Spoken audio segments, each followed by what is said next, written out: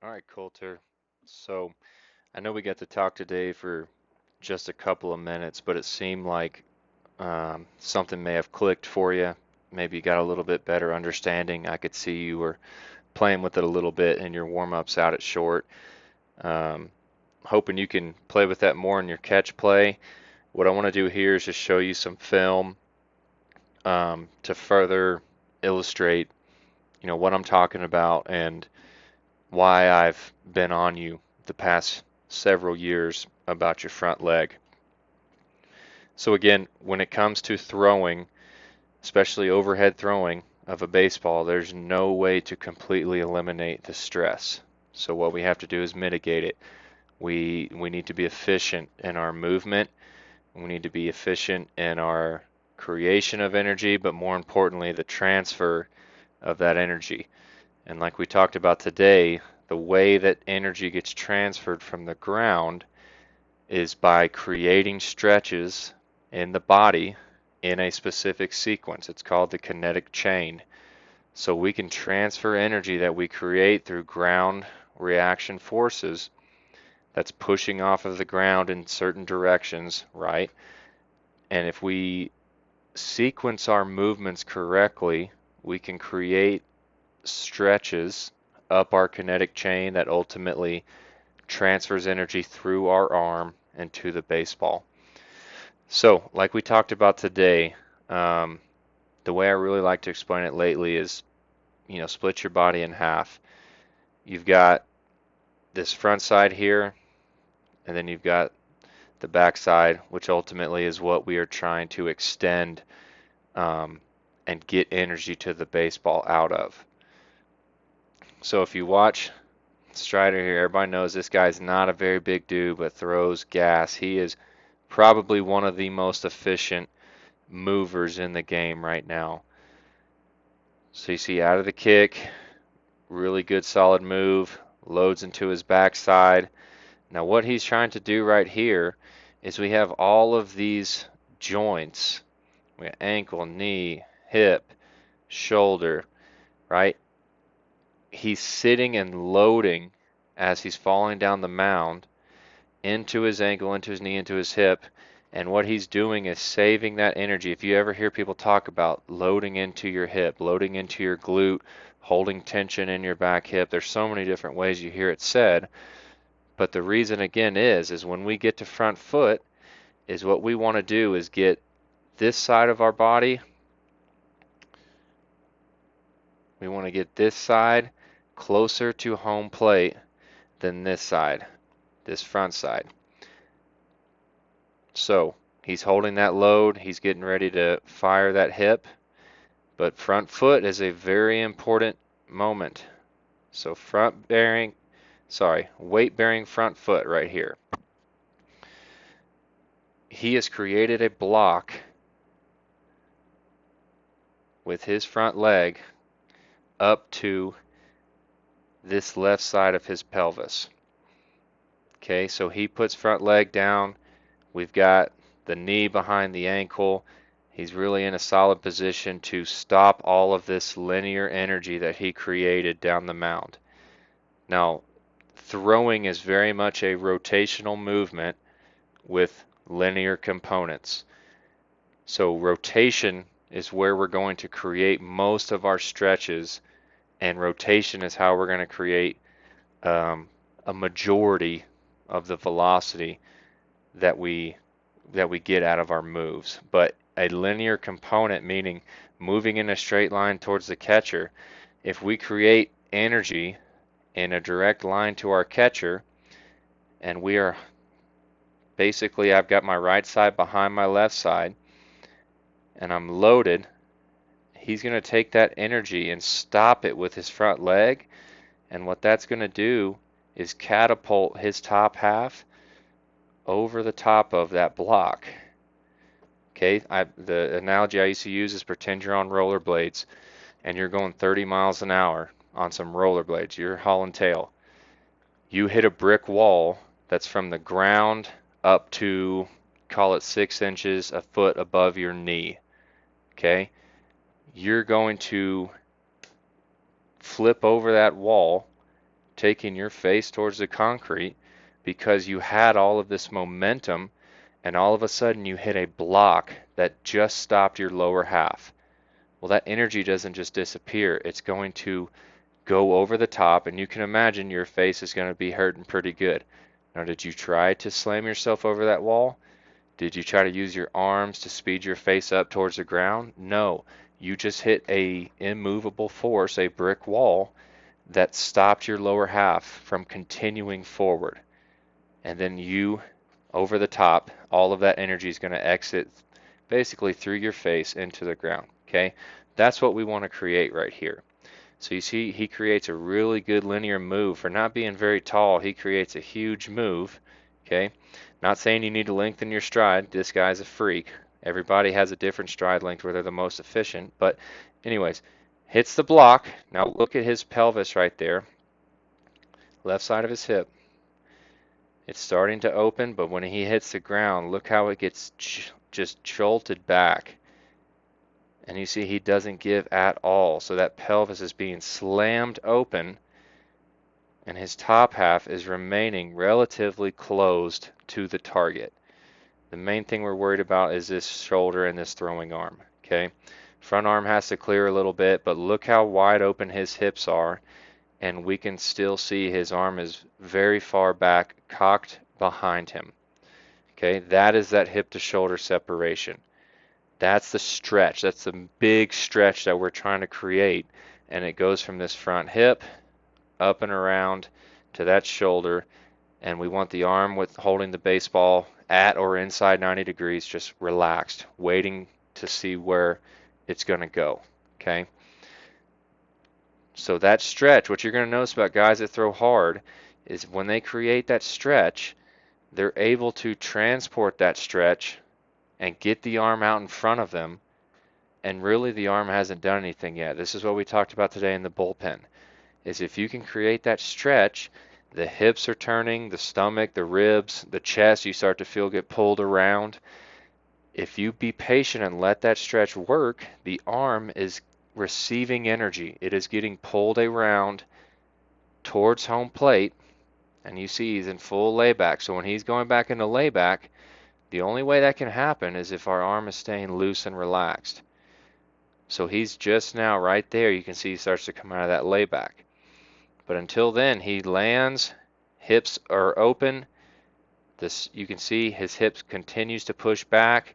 His arm is still back behind his shoulder, getting pulled, pull, pull, pull, pull, pull, pull. And like I said, if you can get the stretch to right there, let it eat, dude. You've earned it at that point. Because at that point, your arm has received a tremendous amount of energy, and anything you add on top of it, be it internal rotation or tricep extension, whatever, is going to just supplement the energy it already has. But what we do when we don't have an efficient front leg is then we have to create, because there's no transfer of energy. Like we talked about, I'll show you your video here in just a minute. But really like this guy's move to show the rotational stretch tension from the hip up the torso to the shoulder, and his front leg, you can see, continues to push back, push back, push back. He's trying to get this whole side of his body further away from the catcher than his throwing side. One piece at a time, he does that until right there you see shoulder surpasses the other one. Right here you see the elbow come through, and by that point the arm is already going to be wanting to unload that stretch anyways. So you're going to feel your arm start to go, pull down through the ball. Like I said, if we can get there, we're going to be a lot better off. This guy, I really like this view from behind just because you can see his action as well. You see he's closed off to the catcher. He's delaying this right side, this back side of his body, because we want it to explosively rotate towards home, sequenced from the hips up, right, at front foot. So when he gets the front foot, you see his hips start to open. His arm is just now going up and flipping up into the arm cock. About right there, front foot, hips wide open, Okay, front side has cleared, but look at the shoulder, look at the elbow on the ball. Still behind his head. It is back. You can see the stretch from his elbow to his shoulder pec area down to his front hip. Now watch as he goes home. Watch the front left hip first.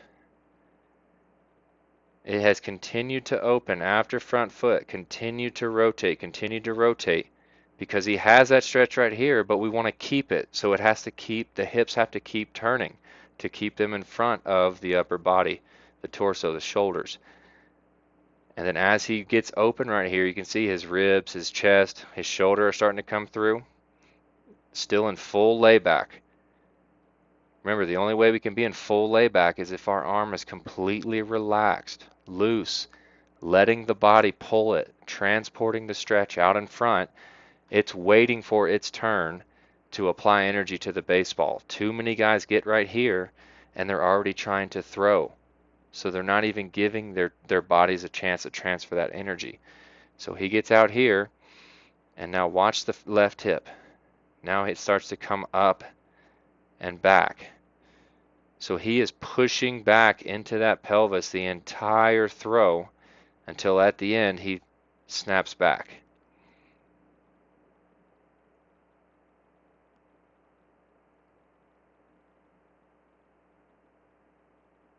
I really like the idea of from here to here, one piece at a time, unfolding towards the catcher. Right here, the right hip gets even to or in front of the left hip. The right ribs are starting to pass the left ribs. The right pec and shoulder are starting to pass the left side's pec and shoulder. And then ultimately the arm comes through last. So that's why I was saying in that one cue to you, is that once you get to front foot, let's get all of this side of your body using the ground, push back and get the left side behind you, meaning further away from the catcher as fast as you can, because I think that's a good cue for you to use the front leg. You can't just land on it and throw. Use it. Push everything back, catapult the arm through, throw hard. So, now let's go to yours.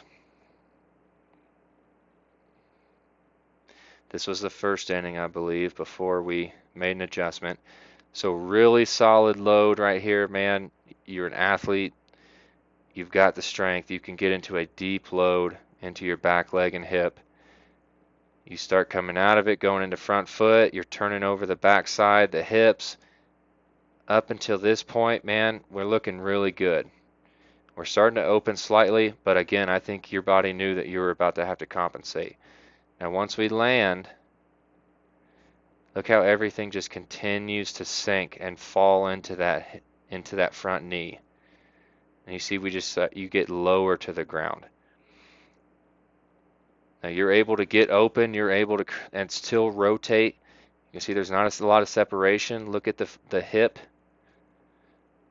Look at this and this.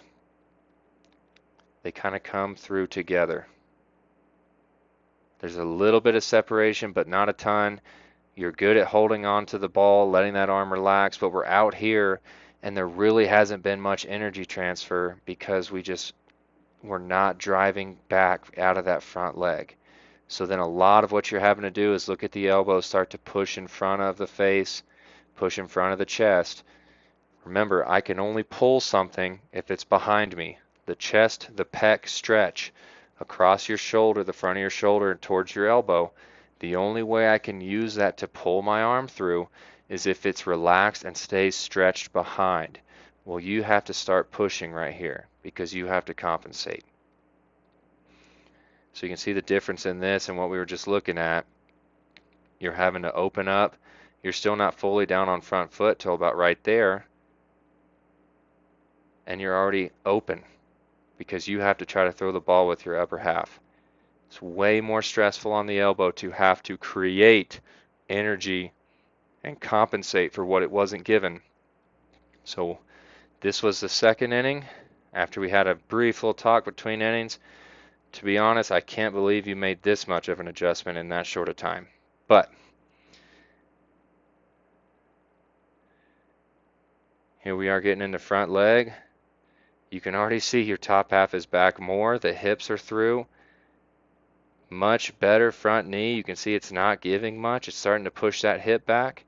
Now we have separation. Look, the hips are through and the chest and the shoulder are still back. I can see your full 6 across your chest, but your belt buckle's to home plate. Pushing, pushing, pushing. That front leg is blocking. You can see that extension starting to go up this right side through the chest, through the shoulder. The elbow's not nearly as far in front of you as before. In full layback. And then you even get some extension there late. I mean, just night and day from one inning of an outing to the second inning, it's really ridiculous. But I know that we can continue to improve this. So I hope this helps being able to see it. We're going to continue working on it. I think you're athletic enough. I think you're strong enough. A lot of times guys don't have good front legs because they're just not strong enough to catch and absorb all of that momentum and energy and completely stop it and then even push back a little bit. I don't think that's the case with you. I just don't think you have the concept just yet, but I think you're starting to get it now. Let me know if you have any questions, dude. We're going to keep working. Your elbow, we need to take care of it, dude. You have too much to lose. Let's get you more efficient. If anything, you may throw harder, but at least we're going to take the stress off of your arm, the job of creating. Let's take that off of the arm. Let's put it into the front leg where it's much better received. Let me know if anything, man.